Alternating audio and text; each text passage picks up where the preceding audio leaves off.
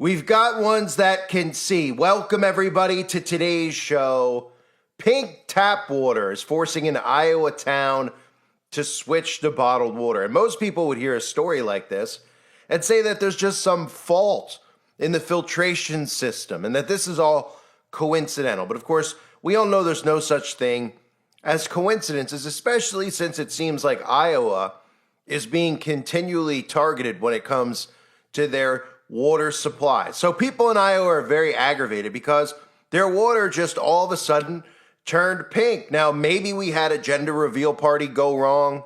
Maybe somebody climbed up the tower and they dumped in a little pink powder to announce to their narcissistic world what the gender of their baby is, because apparently people care about those things. Those things trend on YouTube. Or maybe somebody just dumped in some Pepto-Bismol. I mean, we have water that looks like the pink slime from Ghostbusters, and they want us to believe that this is just some type of mix-up, even though Iowa is probably one of the most targeted areas when it comes to their water supply. And this, again, is a good reminder to people out there of how important it is to have water stored. Because especially if you don't have well water, if you have city water, they're already dumping tons of chemicals into the city water. Doesn't mean that well water is necessarily clean. You still need to clean and filtrate all types of water for bacteria, etc. But city water is obviously very, very extremely targeted. They're dumping fluoride in it. They're dumping all sorts of fun chemicals that you can't pronounce in that city water. And this is a reminder to everybody. If you can get a well and you live at a house and you can afford the extra money to have a well water and get a well pump that isn't necessarily connected to electricity in case the grid goes down, and you could pump it like you've seen probably in old Western movies or in the Wild Wild West days, it's highly recommended, because people who have this happen to them in Iowa, as you'll see, their entire day, their entire weeks are thrown upside down. No longer can they shower because they don't want to shower in the pink goo from Ghostbusters. They don't want to drink this pink toxic goo, even though the government will tell you it's perfectly safe. And of course, now conveniently, there's a mad dash on water, and everybody's running to the stores to pick up bottled water. But then they realize that even 12 bottles of water isn't substantial enough for a family of 4 to survive the entire day on.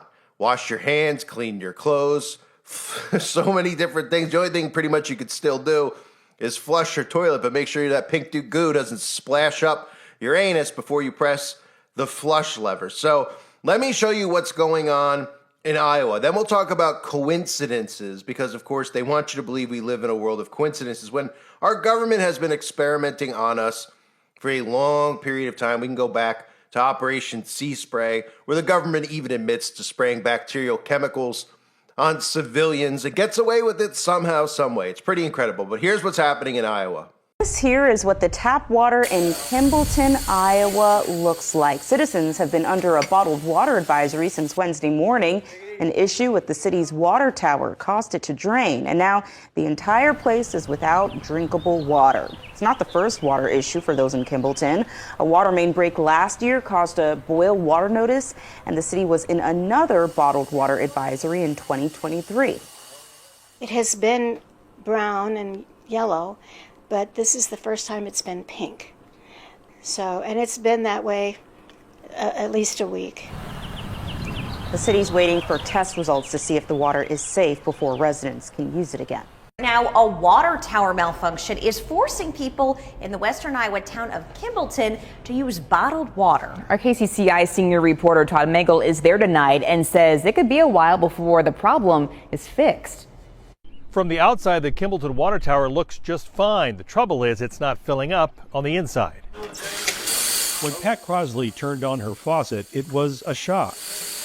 I thought maybe the radishes were leaking into the water, and then I realized it was actually coming out of the spigot. And so I was surprised that the water was pink. Her water turned pink after the town's water tower malfunctioned Wednesday. Officials tell us there was a problem with filters. Thank you. Have a good one. And now more than 200 people in town have to drink bottled water. You know, we don't realize how much water we use. Until you don't have it. Yeah, until it's not available.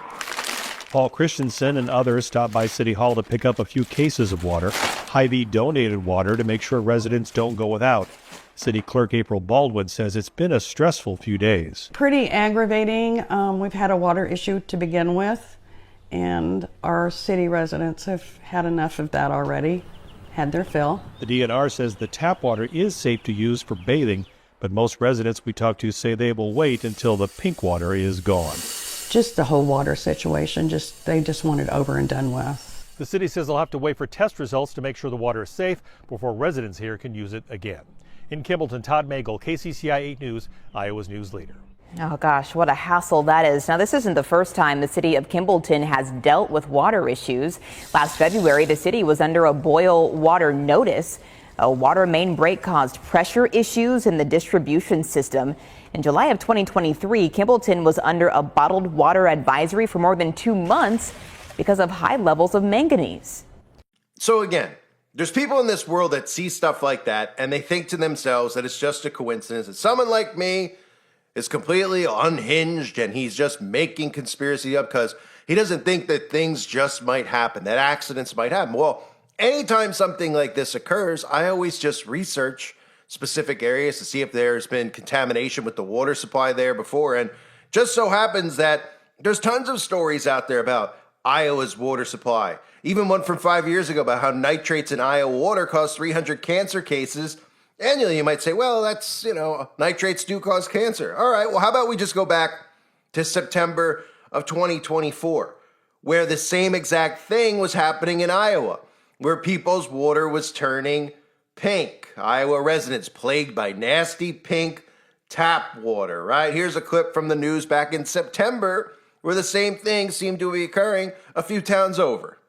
New tonight, people may do a double take when they turn on the tap in one southwest Iowa town. The water's bright pink in Shelby. City officials say the discoloration began Saturday. They say 2 of the 4 water pumps in town did not re-engage. I mean, look at that pink water. The city says an excess of potassium permanganate accounts for this unusual color. The city says the water is not safe to drink and it will be providing bottled water to residents tomorrow. So you tell me if that's a coincidence that another small town in Iowa happened to have the same exact problem that happened from their city water, and all of a sudden nobody was able to get water out of their faucet to drink or shower. And even though the government says, well, it's probably safe for you to bathe in. Yeah, I think I'll pass.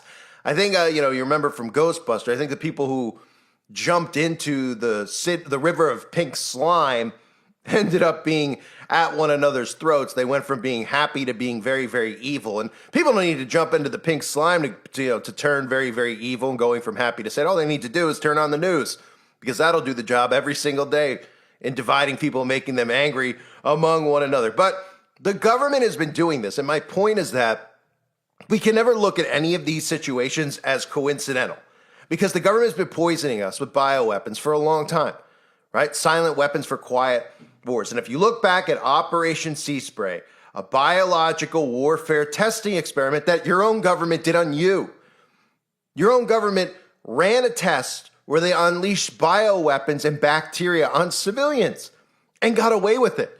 Weren't held accountable. Government wasn't overthrown and removed from office for trying an experiment on their own citizens, using them as lab rats. And why would they, right? Why would they get overthrown? I mean, they just did the same type of test a couple of years ago where they used their civilians as lab rats. Well, the whole entire world, the governments of the earth, did the same exact experiment on their own citizens and used them as lab rats. And the big difference between the biowarfare then and the biowarfare now is that you mix in today's world, the warfare, the psychological warfare that's occurring. Because back then, they were doing biowarfare on civilians, but nobody was watching as much or consuming as much media as they do now. So now you have biowarfare where they're poisoning water, they could be poisoned, they're poisoning us from the sky, as we know, they're poisoning processed foods. We're constantly under chemical attack. We can't even see the chemicals that are getting sprayed on us anymore with the smart dust, but we're also under severe psychological attack, which other generations have never been under. The attacks that we see every day, how they divide us and conquer us and turn us on one another and make us angry and gaslight us daily with these news stories they put out there. But for people that don't know about Operation Sea Spray, it's very important to learn about These types of things if you don't know. And it's important to learn about because it starts clicking in people's minds that the government has been running experiments on people. So why would you think they would ever stop? What do you think, in 1950, when Operation Sea Spray was occurring, they were just really wicked back then. Oh, because of Operation Paperclip, those people were real wicked, but the people now are really, really nice and sweet. You see what they've been doing to us? You see how they constantly make people depressed, anxious, angry, with the media, divided, right?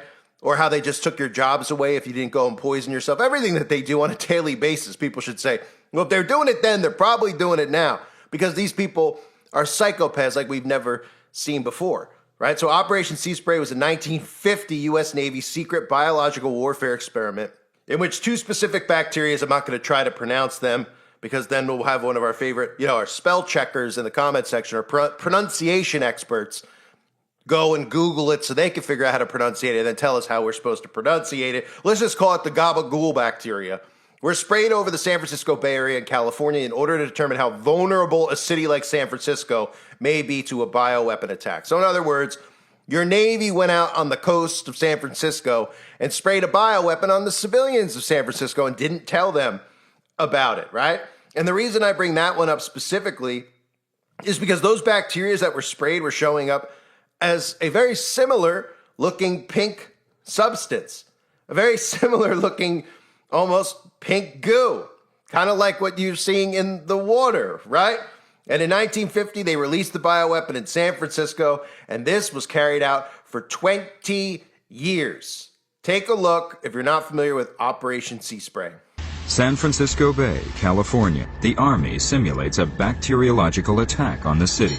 Large amounts of bacteria are sprayed towards San Francisco from a small Navy boat in the bay. The airborne bacteria spread over a large area.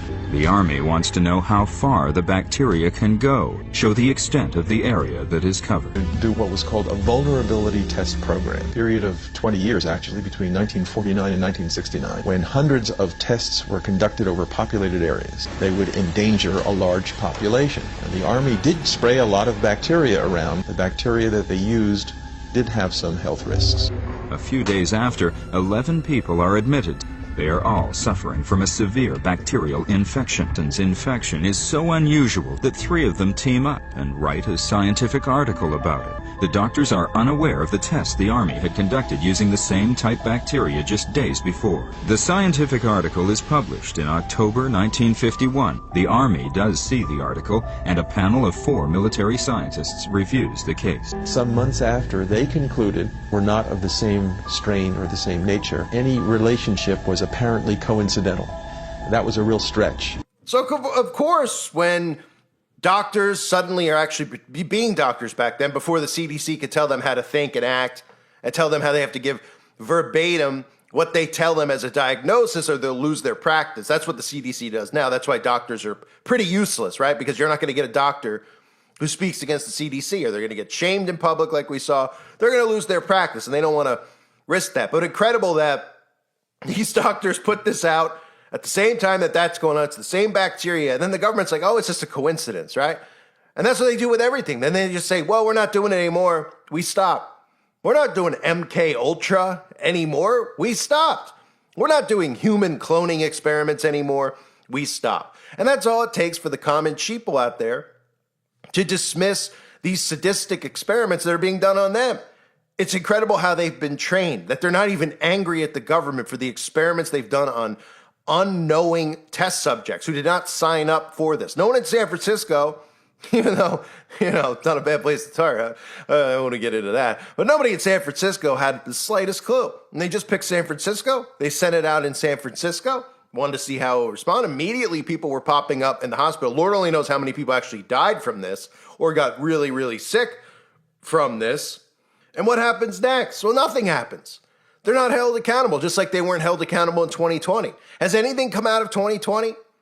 Nothing's come out of 2020 and 2021 when Corona hit. Nothing's come out of it. No one's held accountable. Nobody even talks about it. What about all those variants that kept popping up? What about all the people that lost their jobs? What about all the people that lost their right to live? What about those people you said we were going to shun and shut out of society? The same exact leaders are still in power. The same leaders back then who are doing the same exact experiments on us. So when we're talking about a story about pink substance showing up in the water, why would we not think that this is a potential bioweapon? Why would we even take the narrative that the story out there has anything to do with a filter malfunction? Because they just had the same exact problem in Iowa a couple of months ago.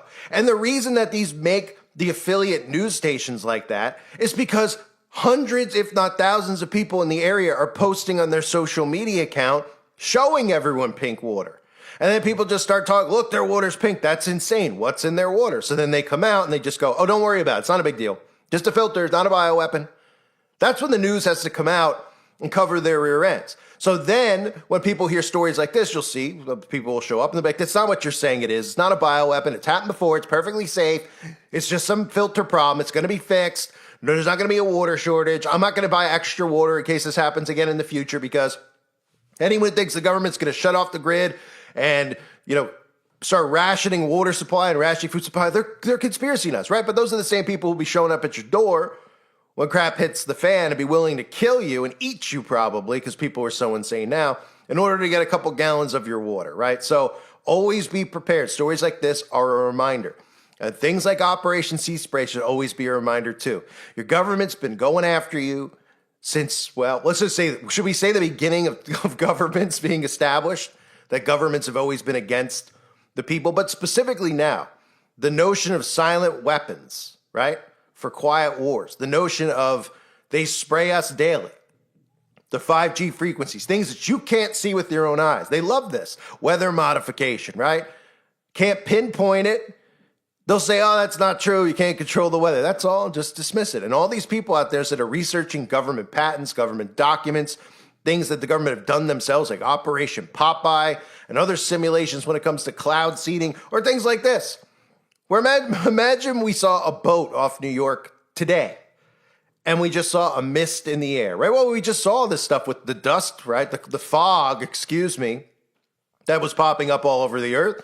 People started talking about it. So the media started covering it and just saying, oh, it's just a mysterious fog. It's because of the dew and the atmosphere and the weather. And that's all. It's nothing to do with what these crazy conspiracy nuts are. Because so many people out there were testing it. They were seeing bacteria in it, smart dust, etc.